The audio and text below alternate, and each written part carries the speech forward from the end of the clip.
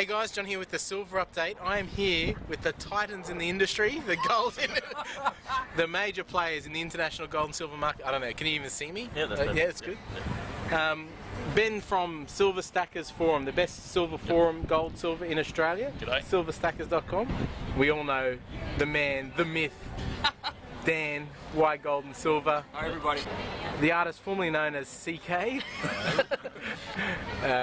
Major stacker. And we've all met Steve, the guy you've seen in all the, well, I think one or two videos. The genius behind SpotMex, the programming guru. I mean, he looks at bitcoins and just laughs at the technology that surrounds it. He's the man. So we're just here. We're in Melbourne.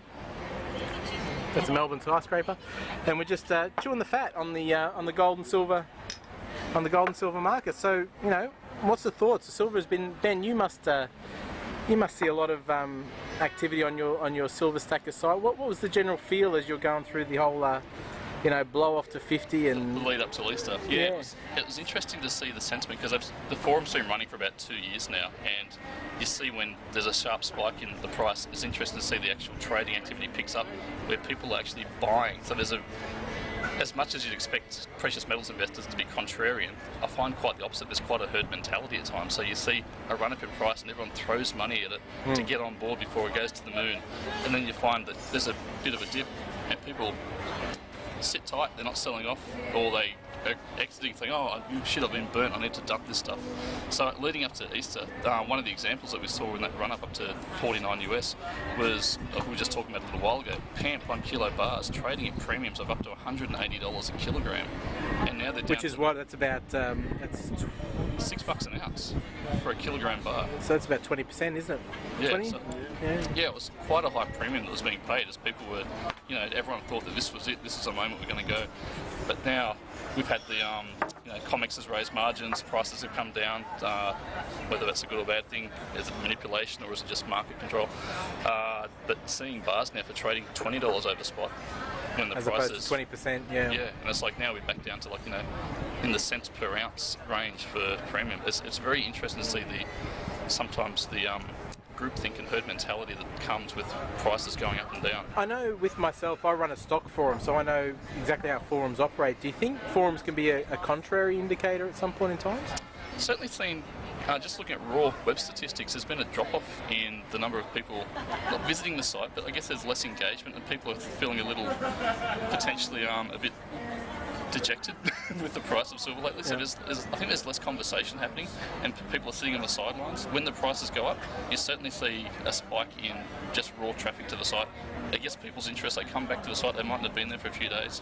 We get around 25,000 visitors a month come to the site, and that's probably paired back to about 20,000 visitors at the moment. Wow. So how many members do you have? Is that something you release? Or? Yeah, it's at the moment we've got around 1,400 active members, but right. When you look at these statistics, there's about a lot of people reading, a lot of lurkers. Yeah, it's like a 14-to-1 ratio between lurkers and registered members. That's always the case. So it's interesting that you just see from Easter there's been a drop-off in traffic. It's almost mirroring the spot price there for a while. Yeah, right. Traffic.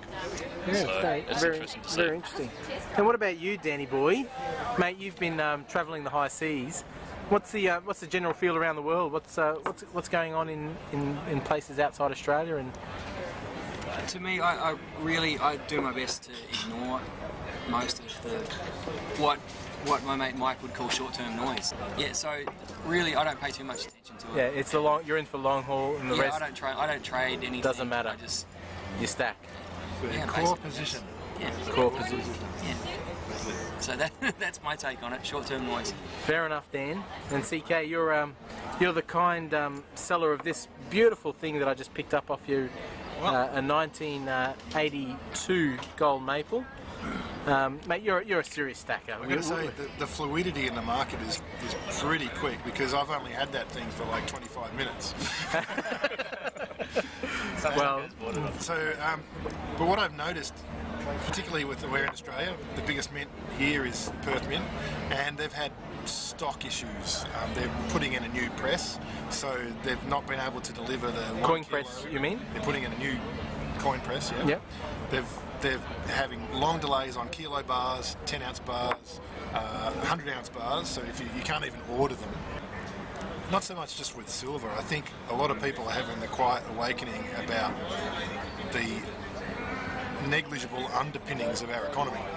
And once they realise what our economy is based on, And you're talking specifically about the Australian economy?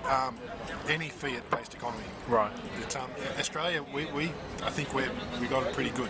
Yep. But it's still a race to the bottom, and you get the situations like now where everybody they get interested in it, they all want this silver and they can't buy it because there's 6-week delays on delivery of pant bars, and there's you can't even order the Perth Mint bars, and now we've sort of come full circle, and now these bars are coming online. The deliveries are coming through from the Perth Mint as a distributor.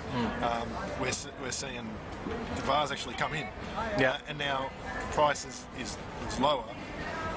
So where are they going to go? Do you think So we've got a lower price now, and higher supply. So if you think that silver's going to go up, now is the perfect time to cut a deal. And get what you want. So do you Get your think core position together. you think we're getting close to the bottom? Is that what you're sort of, if I'm reading between the lines? No. Not that I'm going to hold you to anything, but I don't think that we've seen a bottom. okay. But we might have. Yeah, that's right. You've got to work out what percentage chance is it we're going to go lower, what percentage chance is going to go higher. It's all about value. And as long as you're putting together your core position, it doesn't matter. Yeah. As long as you've got one. Yeah, that's right.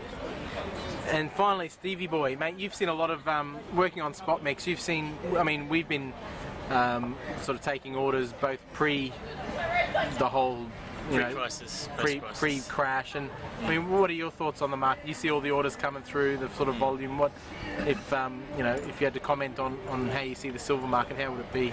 Yeah, it was similar to what Ben was saying earlier. Like, as the price was shooting up there, we saw a lot of orders come in. High premiums were being paid, bars would be listed, and they'd be selling within 30 minutes to an hour, that kind of thing. Post-crisis, a lot of people are a little bit scared.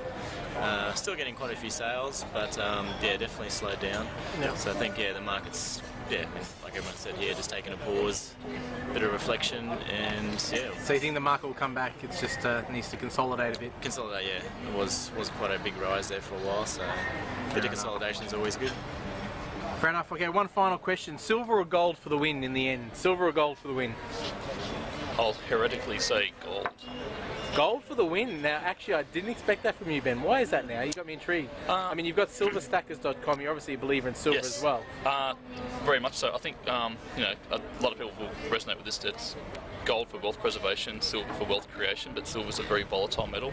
Whether or not the fundamentals of gold as a intrinsic monetary metal will play out over silver as an industrial demand, and whether silver's industrial demand over the longer term is going to be negatively impacted. We look at the global financial crisis, silver went from $20 to $9 US.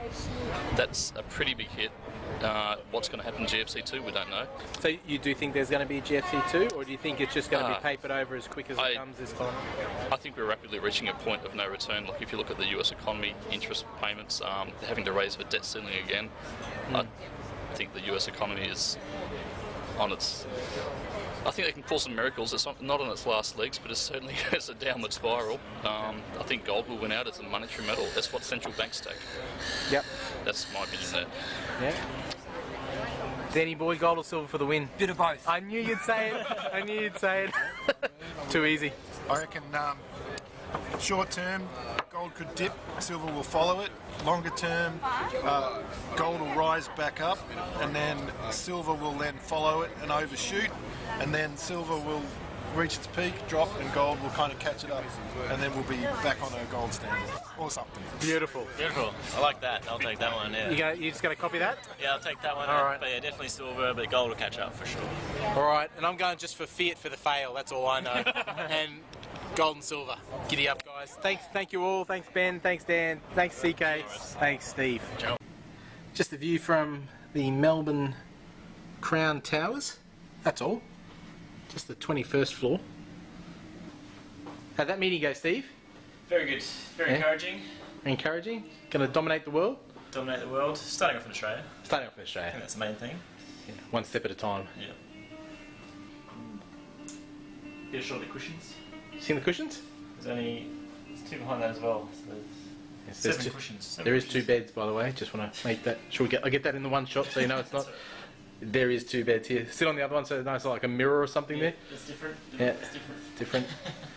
Yes. It's not mirrored. Yeah. Just the double doors. Get into the bath. Crikey.